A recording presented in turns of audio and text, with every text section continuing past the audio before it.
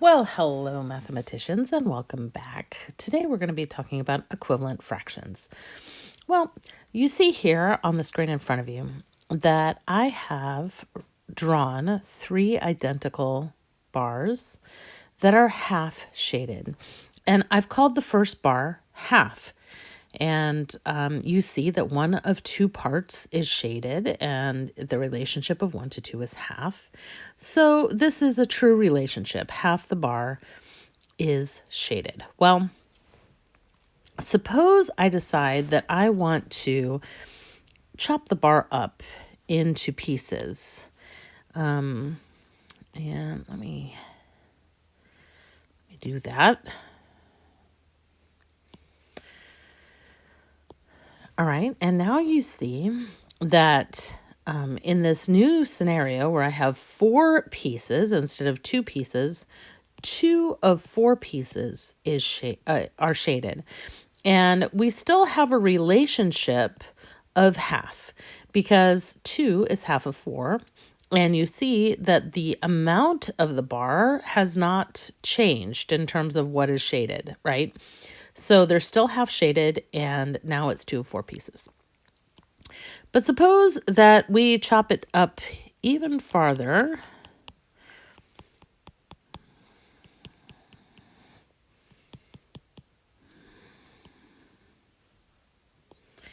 And now our bar has been carved into 8 pieces.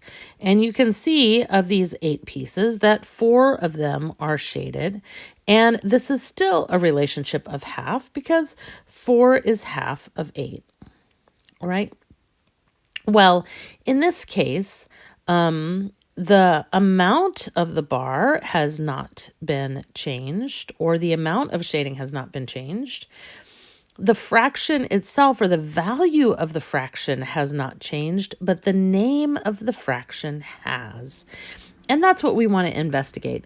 How do we get a fraction to move from 1/2 to 4/8 and still have the same value? Well, how do we get any number to change and still have the same value, or any what do we multiply by that would retain the value of a number? And that number, of course, is 1. If you were to multiply 1/2 by 1, well, it would still equal 1/2. And in this case, we have multiplied 1/2 by a form of 1, and we've still retained the value of half. As you know, 4 is half of 8. But we did multiply by something that is, even though it's 1, called something different. And that's something we need to investigate a little bit. So here you see in front of you that I've written a bar, and the bar has 4 pieces to it. And I have shaded 4 of 4 pieces. And if I have 4 of 4 pieces, in fact, I have the whole bar, right? And we've said before, if you ate a chocolate bar and you broke it into 4 pieces first and you ate all 4 pieces, you would have eaten the whole thing. It doesn't matter that they were 4 separate pieces. It was still 1, right?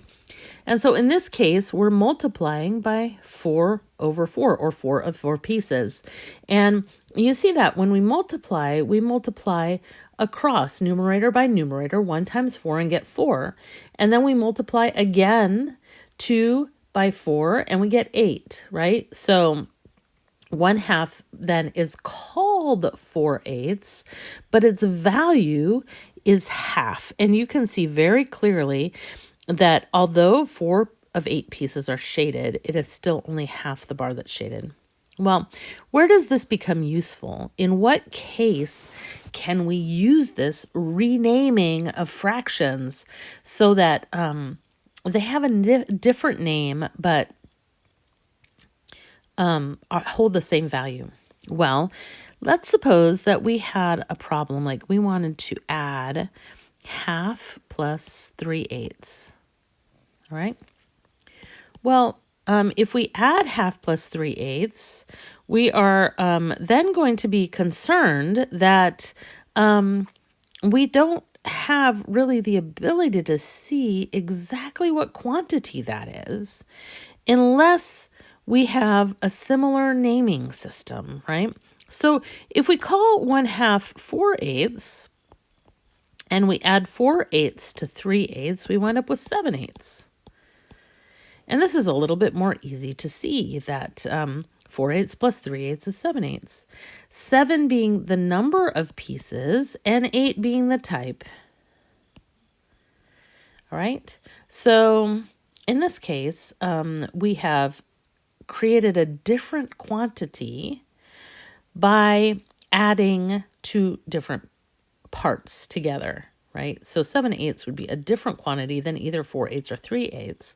But we use the principle of equivalent fractions to call 1/2 by a different name in order to figure out how many eighths we had altogether. This is not something that's unusual to you, either in mathematics or in life, to be honest. So if you have 10 ones, you can call that 110, right? Or if you had 100 ones, you could call that 100, right? We rename things in order to use them differently in math. Well, we do that in real life actually as well. So if you think about something like water, right? Water can be called ice or it can be called steam, but it's still water. Now, you use them in different situations, correct? You wouldn't use steam to cool your drink down, and you wouldn't use ice to scrub your bathtub. You would steam clean it, right? So there are different uses for water at different times and in different ways. And there are different uses for fractions if they have different names. And that's the way it works. All right. Well, come back for the next topic, and we'll see you later.